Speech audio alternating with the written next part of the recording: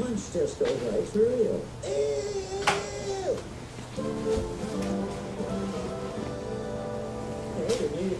Hey, what's up, YouTube? It's me. Final start this coming week, and first off, Memorial Weekend. Sure, everyone had a good time, barbecue, friends, family party, lake, river, whatever. Anyways, wanted to just get my thoughts on the finals and predictions. Who's going to win this series? It's really not as complex as people probably make it out to be. I'll just come out and say it flat out. Dallas wins this series, and Dallas wins this series easily. When I say easy, I mean easily.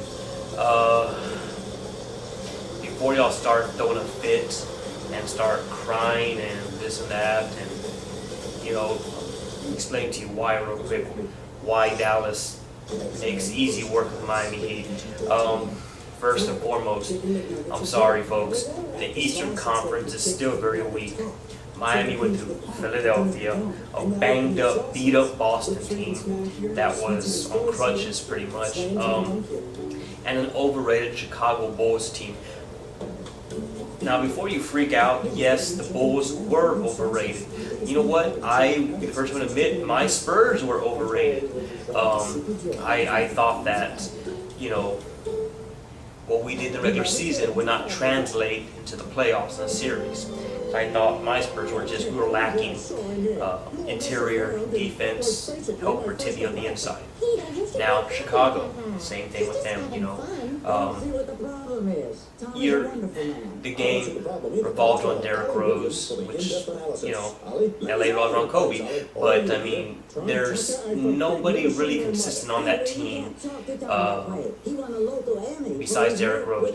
Boozer has been really disappointing. Surprisingly, just hot, cold, hot, cold. But anyway, I'm not talking Chicago.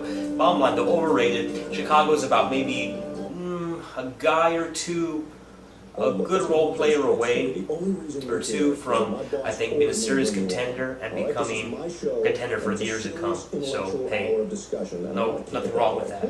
Just know that, I don't know what your record said, you were no one ever took you serious as a title contender. But that being said, that's who Miami has gone through. A very weak conference. So I don't give too much credence to what Miami's accomplished so far.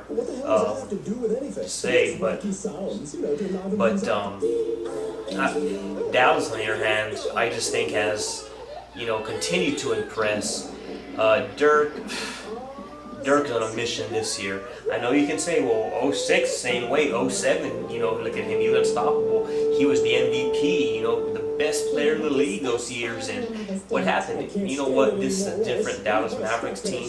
And one of the biggest difference is that they do not have somebody named Eric Dampier or DJ Mabenga or Edward Nahara defending that basket. They have a guy named Tyson Chandler who has, I think he is the missing piece of that team. They physically, defensively, they are just leaps and bounds. So, that being said, Dallas just has too many weapons on all sides of the court. Dirk, obviously, is Dirk. The big one, which Dallas is Peja, has been a steal, looking like the best pickup in recent memory. I think since my Spurs got Glenn Robinson, in 05, I think it was, or 03, if I'm not mistaken. It's a good pickup. Nobody wanted him, but good, solid pickup. Peja has come up very big for that team in the playoffs. Kid is kid. Terry is, and the biggest reason why this Dallas team is looking more unbeatable is because Marion, for the first time I can remember, he's actually decided to show up for the playoffs. And he has been he was phenomenal in the last series against OKC. So, that being said, Miami, look, you're three guys deep. I don't really see much contribution from anybody else. Bibby, while he's a nice, solid, reliable point guard, save his career, I think he's going to keep up. Even guys like Berea might give him fits because of how little rodent he is. He's fast and like a little cockroach everywhere. So, if you're Dallas, how do you beat Miami? Well, it's very simple. You know what? Look, LeBron's going to get his, Wade's going to get his. Well, let me rephrase. At least they're going to get their shots.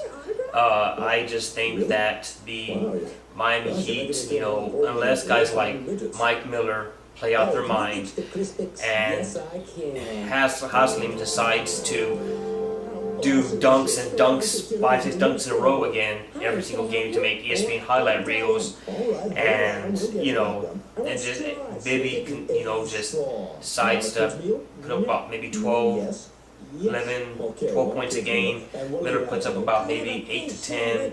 Udonis gives you about maybe 9 to 10 points. Dallas just has too much firepower. They have shooters everywhere on all sides of that court. There's nothing Miami can do to stop this team. Dirk's gonna be Dirk. He's been playing the best basketball, I think, in playoff. Yes, I can recall. Any player's been playing.